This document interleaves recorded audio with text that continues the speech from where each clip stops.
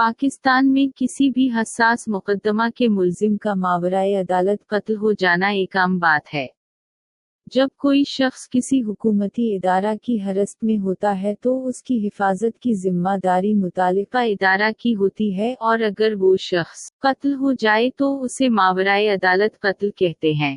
अब्दुल अली उर्फ लाला को 11 सितंबर 2024 को खरूट थाना की पुलिस ने मजहब की तौहीन के इल्जाम में गिरफ्तार किया। एक पुलिस एहलकार सईद खान कांस्टेबल ने गोली मारकर हलाक कर दिया। फिर एहलकार को पुलिस ने गिरफ्तार कर लिया, मगर इलाका में सईद खान को बाइज्जत तौर पर देखा जा रहा है।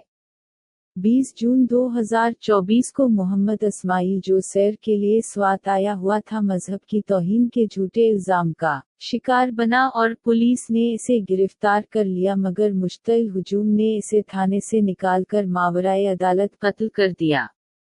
8 मार्च 2023 को अली बिलाल को पुलिस ने जमान पार्क लाहौर से गिरफ्तार गया और उसे शदीद तशद्दुद का निशान बनाया और उसका मावराए अदालत कत्ल कर दिया गया।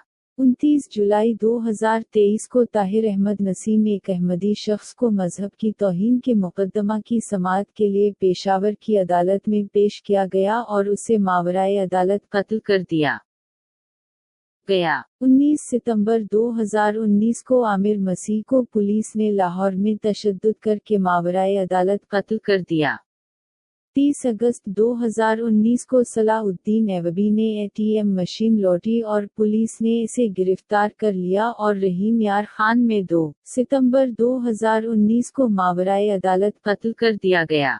19 जुलाई 2010 को फैसलाबाद में अदालत की कार्रवाई के बाद राशिद अमानुइल और साजिद अमानुइल का मावराए अदालत कत्ल कर दिया गया।